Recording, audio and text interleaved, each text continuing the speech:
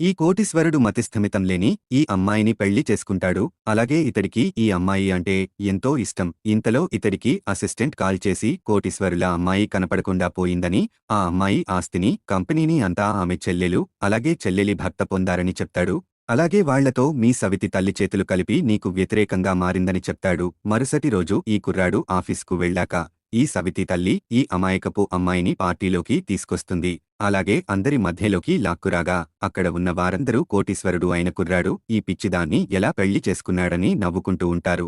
ఇంతలో ఒక పనిమనిషి పెద్దని ఎముకను విసిరి ఈ ఎముక తెచ్చుకుని తిను అని ఈ అమ్మాయికి చెప్తుంది. అయితే ఈ అమ్మాయి ఆ ఎముకని తెచ్చి ఈ సవితి తల్లికి ఇస్తుంది.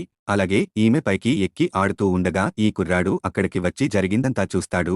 అలాగే అక్కడికి వచ్చి నా భార్యను ఎందుకు ఇక్కడికి తీసుకువచ్చి ఇబ్బంది పెడుతున్నావు అని అడుగుతాడు. ఈమె పసిపిల్ల లాంటిది అని చెప్పి ఈ అమ్మాయిని బట్టలు మార్చుకోమంటాడు. ఇంతలో ఈ సవితి తల్లి మళ్ళీ ఈ అమ్మాయి దగ్గరకు వెళ్లి నువ్వు నీ భర్త చేసే ప్రతి విషయాన్ని నాతో చెప్పు, అప్పుడే మనం హ్యాపీగా ఉండవచ్చు అని అంటుంది. కాని ఈ అమ్మాయి అందుకు ఒప్పుకోదు. దీనితో సవతి తల్లికి కోపం వచ్చి కొడుతూ ఉండగా ఈమె అదుపు తప్పి బాత్రూంలో ఉన్న క్యాబిన్ మీద పడుతుంది. అయితే తలకి దెబ్బ తగలడం వలన కోమాలోకి వెళ్లిపోతుంది.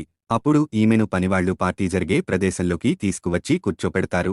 ఇంతలో ఈ అమ్మాయిని చంపడానికి చూసిన ఈమె మొదటి ఫియాన్సీ ఈమెను చూసి గుర్తుపడతాడు. ఇంతలో ఈమె కళ్ళు తెరుస్తుంది. అలాగే ఈమెకి తన గతం కూడా గుర్తు వచ్చేస్తుంది. కాని అక్కడ ఉన్న వారంతా ఈమెని పిచ్చి అమ్మాయి అని పిలుస్తూ ఉండటంతో ఈమె అలా పిచ్చిదానిలాగానే నటిస్తూ తనని చంపడానికి చూసిన ఈ ఫియాన్సీ గాడి మీద పగ తీర్చుకోవాలని అనుకుంటుంది. మిగతా స్టోరీ కోసం వీడియో లైక్ చేసి పార్ట్ 3 అని కామెంట్ చేయండి.